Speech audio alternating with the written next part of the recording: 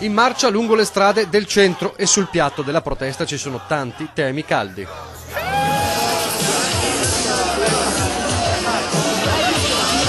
La rete degli studenti medi in corteo a Treviso, come in tutte le piazze d'Italia e del Veneto, nella giornata della manifestazione che punta il dito contro le tante piaghe del sistema, non solo scolastico.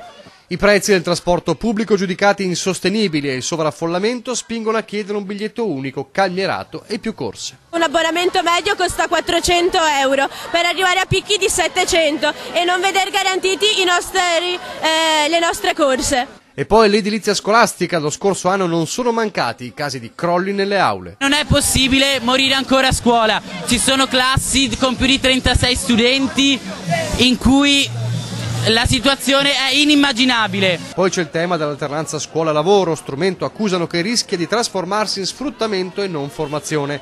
Infine c'è spazio anche per la lotta al razzismo e per l'integrazione, pieno sostegno alla legge sullo ius soli.